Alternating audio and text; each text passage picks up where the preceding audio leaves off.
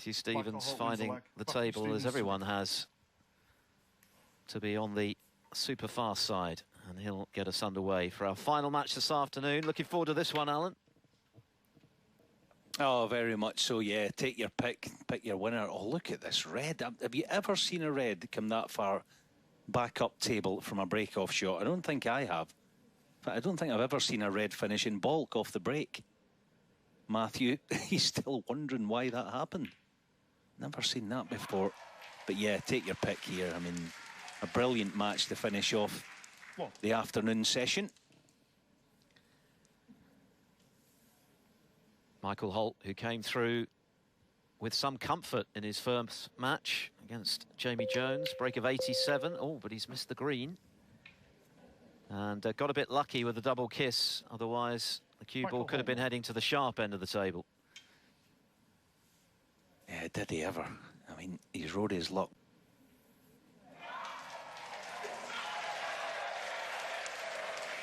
And he would be the first to admit that there's a good deal of luck involved in this event, but there's rather more to it than that, as he has proved in making the final in the last 2 years. He's very much at home in this environment, and it was a great moment for him, of course, 12 months ago, to lift the title. Financially, it was very fruitful. Not only the 50,000 first prize, a place in the Champion of Champions and the Players' Championship as well. And how he would love, Alan, to successfully defend this weekend. Yeah, definitely would. Isn't it strange that in this shootout that's been going on now, the 11th staging of it, isn't it strange? You just get a player that struggled to win a big ranking event down the years. He's done well, had a good career, Michael. But all of a sudden, up pops the shootout, and it seems to suit him. Yes, he's getting a little bit of run here and there early on in this frame, but when he gets in this sort of position, he does look strong. Played that nicely. Red goes through the gap. 90. The shootout roll of honour. Holt centre stage for his heroics last year, beating Zhou Yulong in the title match. Pretty comfortably, actually, only conceded 1 point. Very different environment at the Watford Coliseum in front of a baying crowd, but he's always embraced that atmosphere. He enjoys it. Yeah, apologies there for the red not going through the gap. It was just the way that Michael played it. It looked like he played on it. Didn't quite get the purchase on the cue ball for the one in the open. That's quite a nice little advantage to have, 20. And as ever, he's going to be the one who's doing the majority of the defending the next couple of minutes or so. Matthew's best ever shootout showing was the quarterfinals 7 years ago now. Beat Fergal Quinn of Ireland in his first match, and actually said afterwards he was mighty impressed with what he'd seen from Fergal, and he was half hoping that he'd go through. Said something similar last year when he beat Jimmy White in the first round. He's such a big fan of Jimmy, as so many are. And he does love this tournament. I think it's safe to say that he would normally be enjoying a sherbet or two as well, but maybe in the absence of that luxury this year, it'll just focus the mind a little more. Yeah, it might do, especially... Oh, cue ball here now. He's okay, I think. The yellow's going to just pull up for him. Now, this is a big chance. In a normal match, you'd fancy Michael knocking this in at least 9 out of 10. Yellow waiting. Oh, just on the thick side. How's the kiss? Chance, Matthew. And the other thing I was going to say about Matthew Stevens, the one thing you do know, he's got a precious commodity for the shootout that not all have. He's got amazing bottle. And that can't be underestimated. He's not a panic merchant in this sort of situation. He's got that kind of slow saunter around the table.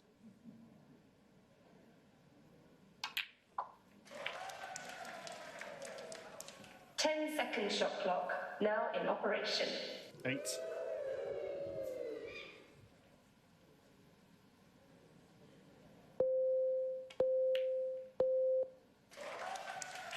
No. Played that delightfully. It would have been easy to bail out there and go up for yellow, but staying down the scoring end.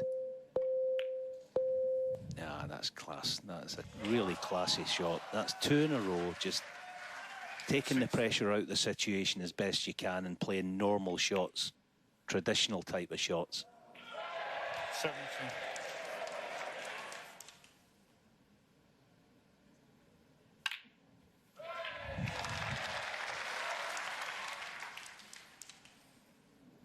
$24.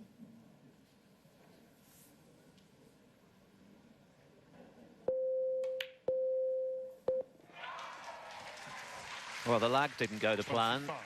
And when he brought a red right into baulk off the break, it looked as though it might not be Matthew Stevens' afternoon, but he's now in his comfort zone around the black spot with reds pretty inviting. Michael Holt with a rueful smile, perhaps fearing the worst for his title defence here. 33. Took on the long red. You just never know.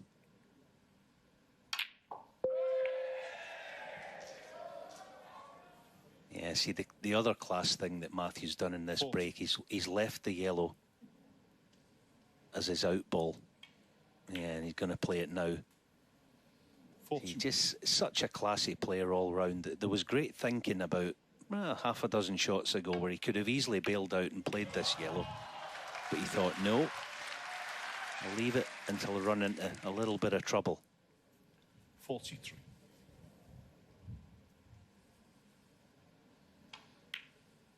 Oh dear, Michael breathes again. Wow, how's he missed that one? Matthew Stevens, 43. Just undercut the red to give the defending champ a lifeline if he can knock this in. Mighty close.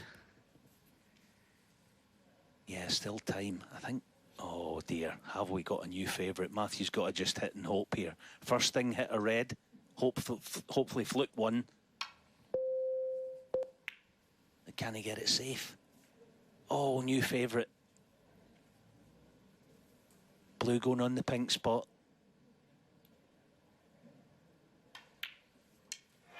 Played on black, so that's even better. One.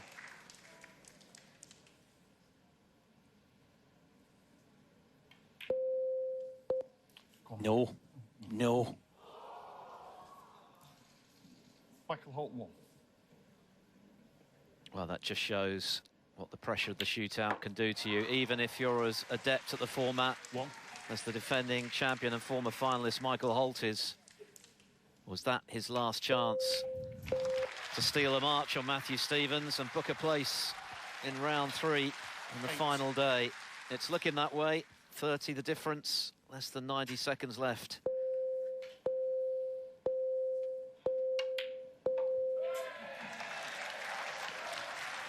Nine.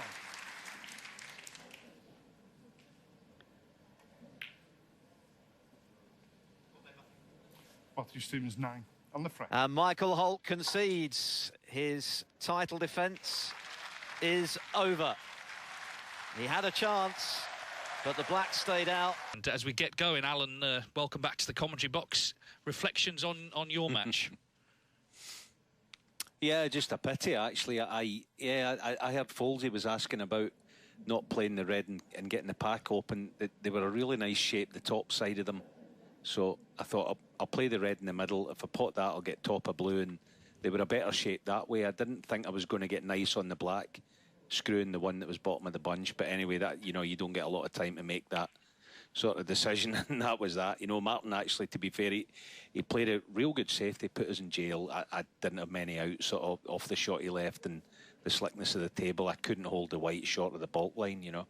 Sorry, baulk cushion. And he made a good break, although they were sitting, but he did well, yeah. Not to worry.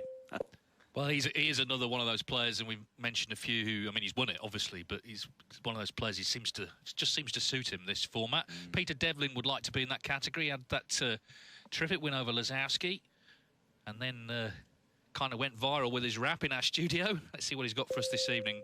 Doesn't lack confidence, I don't think. Yeah, they say there's no characters kicking around the snooker. Don't say that, Pete. Really nice guy. I actually introduced myself to him. It was down here in Milton Keynes 2 or 3 months back. I said, "How you doing?" and bloody, and he just off he went for about 5 minutes. Really nice lad. Good for the game and a good player too. I'm looking forward to seeing what he can do in this match if he gets a little chance. I've not seen him up close, not played against him or anything, and obviously you can't go watching matches, so you don't really get a proper chance to watch him. I'm looking forward to this. Dave Gilbert reached the quarterfinals 2017. It wasn't a happy occasion because of the noise of the crowd, the referee actually didn't hear the time foul of his opponent, and Dave ended up losing that match. So not got the happiest memories necessarily. There's a little double kiss there. He's got away with it, actually. Yeah, that was a bonus, wasn't it there, David? It's the sort of done thing with that shot. I mean, you miss it, obviously you think you can miss every shot, thin or thick. The way you miss that is thick, as David did. Here's a good little return, but I wonder. Probably won't be interested now. The only thing here, I mean, he's obviously going to track in behind the green. So there's an outside chance he might be leaving that red on the right wing.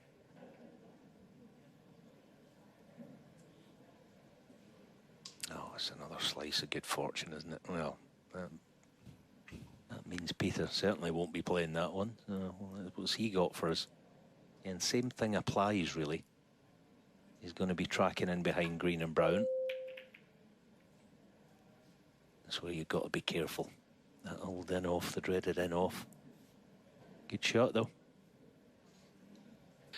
So 3 minutes gone, nothing down yet.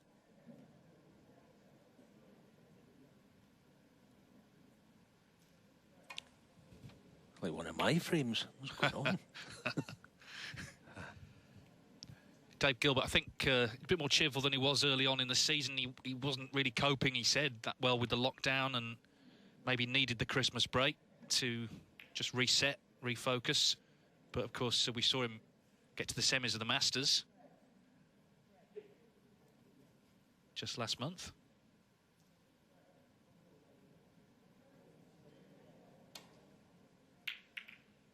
Yeah, there's no question that for everyone up and down the land and indeed across the world, it's a difficult time, and you know, it's upsetting for everyone. But the snooker players obviously were quite busy pre-Christmas, but I think when you get home the Christmas New Year break and then you come back, oh, brilliant shot, well played. That's unlucky as well. Cue ball stuck to the cushion.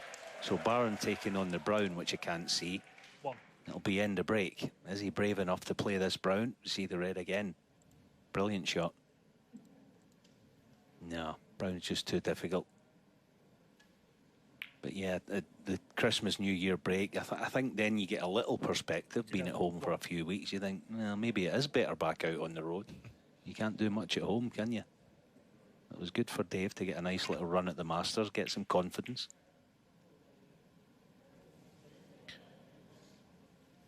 Well, he's pushed this red towards the corner.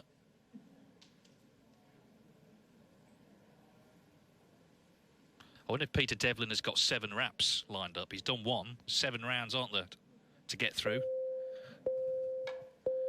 Well, I would think so. I get the feeling he probably has, actually. Yeah.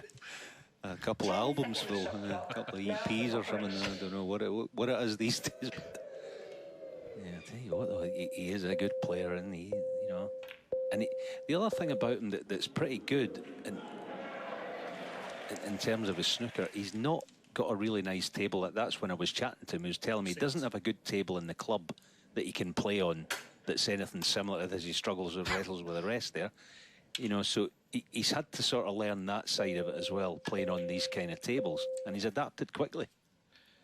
Yeah, he didn't get on a red there, so just about managed to extricate the rest from its moorings and managed to play a safety.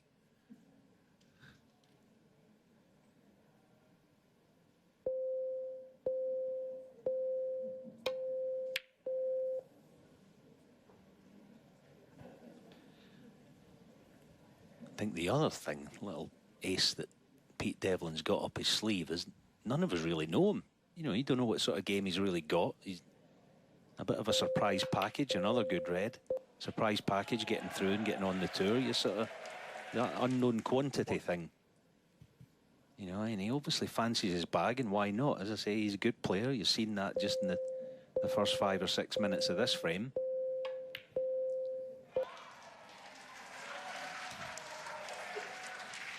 It's a little unlucky, so he's going to have to defend the little lead that he's built up here in bits and pieces, isn't it? But it's not a bad table for him.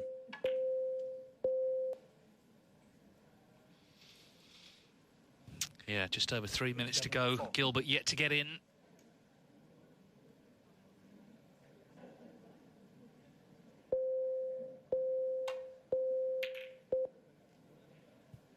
Now, that is the first proper snooker shot that Dave Gilbert's played in this match, and it might pay off, unless he's got a gap through brown and blue here for a thin red.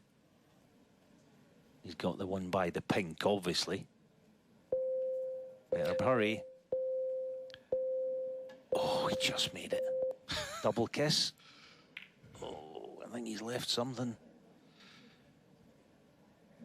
Just got caught up in the moment there, forgot that there was a shot clock.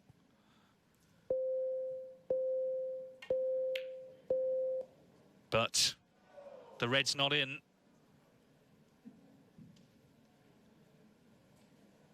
And it looks like it's covered by the brown, the one in Bolt. Massive test. This is huge. 50-50 for me. Yeah, that is such a tough ask. Oh, what a kiss this could be. Might just save him.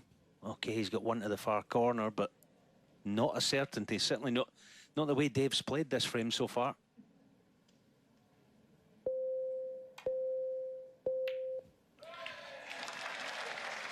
So he's in. And he's only 11 behind as he comes to the table. Plenty of time.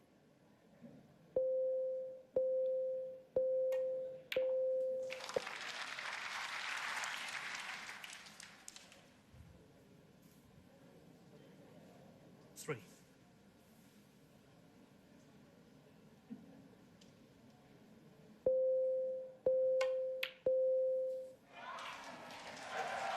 Four. Just potted that red on the thin side. He lost the cue ball of hair. This isn't a certainty. Shot. Next red and we're level with a minute to go. Remember, if it were to stay there, then it'd be a blue ball shootout. We've had one already.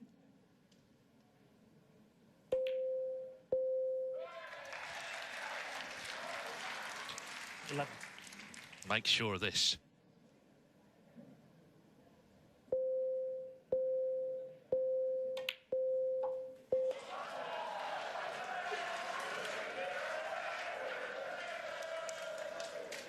Seventeen.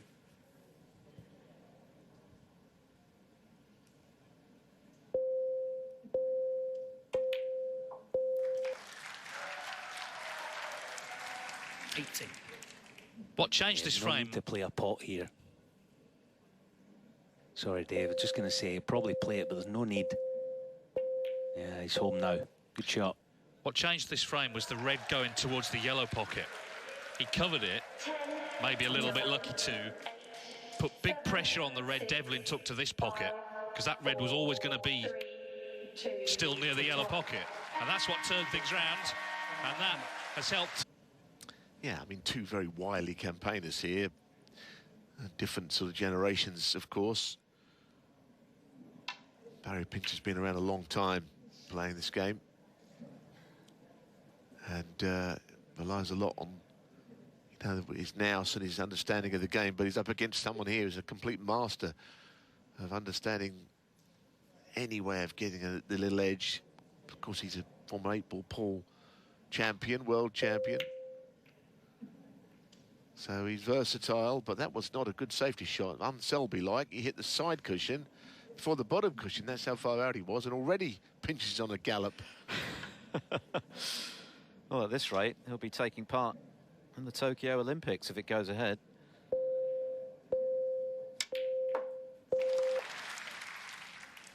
Former world amateur champion Barry, and of course he famously beat Jimmy White at the Crucible back in 2004. Very nearly repeated the trick against Stephen Hendry in the next round.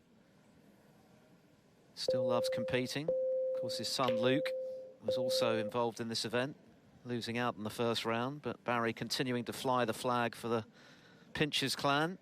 Well, goodness me. I mean, he's overhit that safety shot and he's got right behind the brown. He did not play to get him behind there. And we had the discussion about flukes, but that was quite lucky. Now, what is... Surely hasn't pushed a plant on. Pinches has had a look at it. Those two reds, it might be that they had to be made into a plant, but no.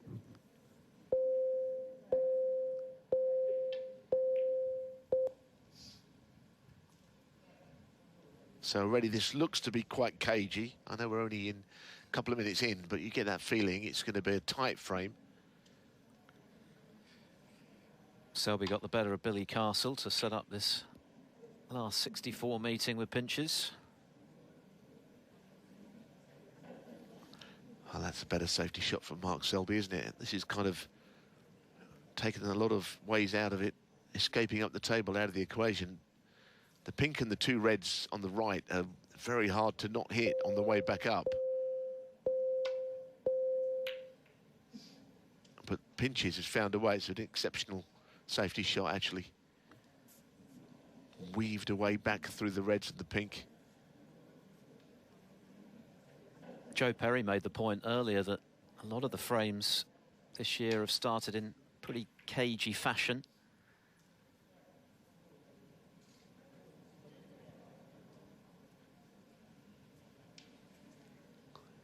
We've had the odd frame one with a clean kill, but not too many.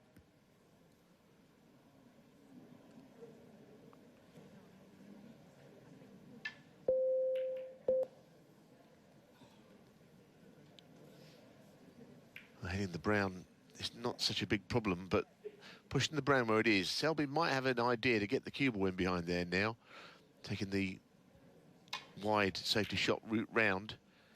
I think that was his plan, but he hit the blue. So again, un-Selby-like in the safety.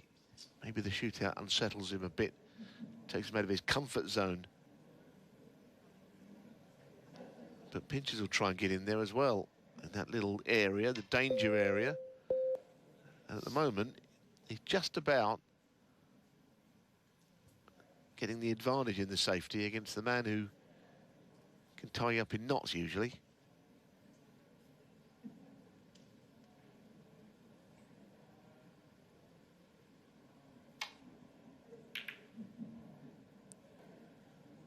Selby played in the first ever shootout a decade ago, and that was his best ever showing, last 16. Lost in the first round last year, so he's already improved on his 2020 experience of this event. This angle that they're both pursuing, wide around four cushions. Barry's going to go again, although he's caught that too thin. Didn't get the in off. I don't know why he's apologising. He was that lucky. I mean, he could have gone in off, but he still played it all right. So this shot is keeping it happening, and I don't think it's only 1-0 up, but it'll just nag away at Selby that he's not getting a chance to pot one. I expect this to continue. Intriguing little battle. I've not seen one in the shootout. The same shot being played. Cue ball being swung around four cushions into that corner. Trace of right-hand side just to help it around there.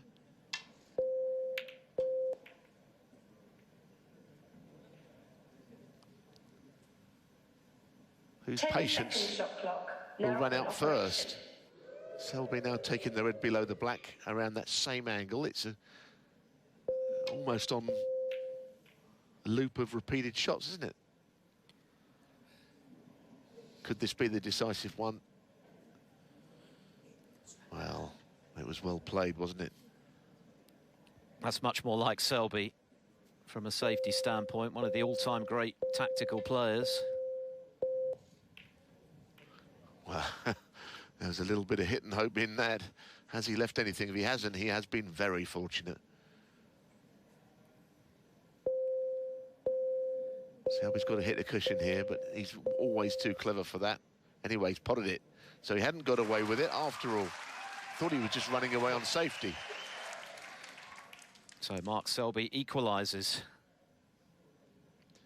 Good battle that, though, wasn't it, between them? I was beginning to wonder whether the record low aggregate of 9-7 was under threat, but Selby in now. Played that excellent safety. Slotted in the red. What can he make from it? Well, at the moment, it's a small fish that he's knocking in, the bolt colours, so he's not really getting away, but he is occupying the table. Now, this cue ball, it might be running into a bad area here. 7. As they say, he's in a bad place, literally. So, we might see a little bit more of this safety shot, this same angle, if he can get his cue to the ball here. Selby is no way home and dry.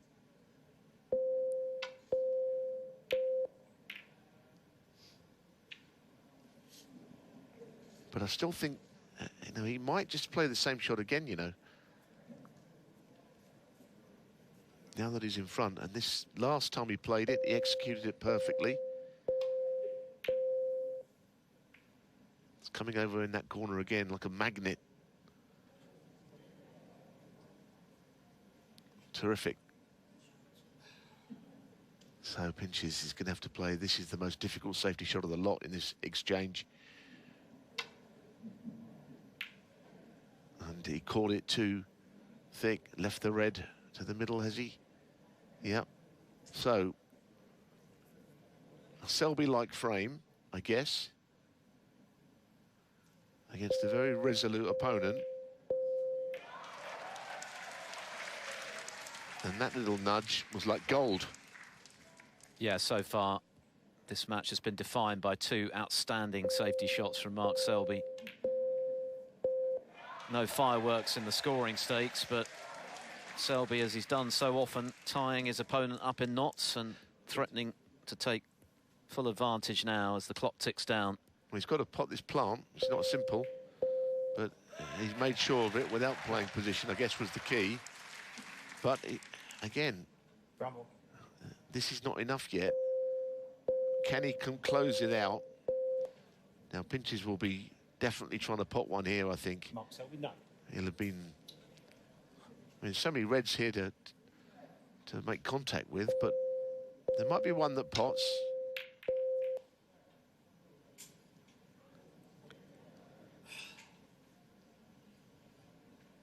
Particularly good shot, but his next shot is going to have to be one that pots a ball, I think.